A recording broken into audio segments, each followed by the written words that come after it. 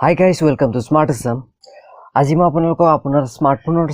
charging speed কেনেকৈ বেছি কৰিব পাৰে সেই বিষয়ে কম গতিকে ভিডিঅটো প্ৰথমৰ পৰা শেষলৈ চাই থাকিব আৰু তাৰ আগতে এটা লাইক কৰি দিব লেটস বিগিন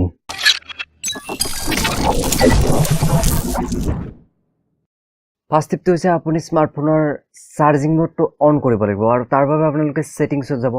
সেটিংছত গৈ আপুনি তলত আহিব আহি আপুনি ডেভেলপাৰ অপচন যাব লাগিব যদি আপোনাৰ ডেভেলপাৰ অপচন অন হৈ থকা নাই তেতিয়াহলে এবাউট ডিভাইসত গৈ আপুনি বিল নম্বৰত 7 টাইপ টেপ কৰিব আৰু তেতিয়া আপোনাৰ ডেভেলপাৰ অপচন অন হ'ব আৰু ডেভেলপাৰ অপচনত গৈ আপুনি তললৈ আহিব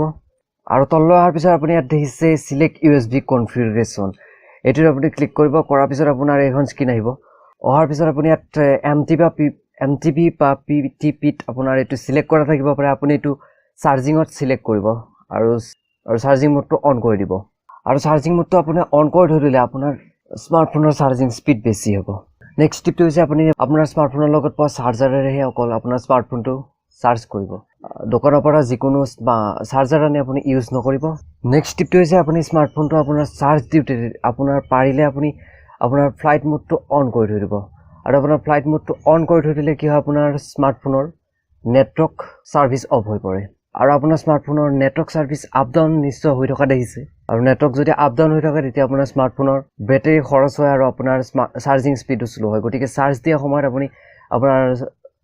ফ্লাইট মোডটো অন কৰি থৈ দিব আৰু নেক্সট টিপটো হৈছে আপুনি স্মাৰ্টফোনটো আপোনাৰ চাৰ্জ দিয়া টাইমত আপুনি পাৰিলে আপোনাৰ স্মাৰ্টফোনটো সুইচ অফ কৰি থৈ দিব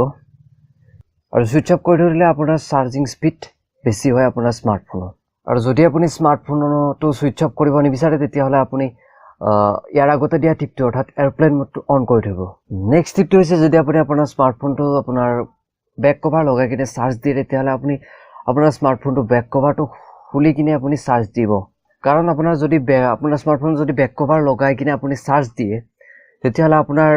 স্মাৰ্টফোনৰ বেক সাইডটো আপোনাৰ গৰম হয় আৰু আপোনাৰ বেটাৰীও গৰম হয় গতিকে বেটাৰী যদি গৰম হয় তেতিয়া আপোনাৰ চাৰ্জিং স্পীড স্লো হৈ পৰে গতিকে আপুনি বেক কভাৰটো খুলি কিনে আপোনাৰ স্মাৰ্টফোনটো চাৰ্জ দিব চেষ্টা কৰিব গতিকে ভিডিওটো চাই ভাল লাগিল যদি লাইক কৰিব চেনেলটো সাবস্ক্ৰাইব কৰিব আৰু ভিডিওটো চাই কেনে লাগিল কমেন্ট কৰিব নাপাহৰিব আৰু ভিডিওটো আপোনাৰ ফ্ৰেণ্ডছৰ লগত শ্বেয়াৰ কৰিব ধন্যবাদ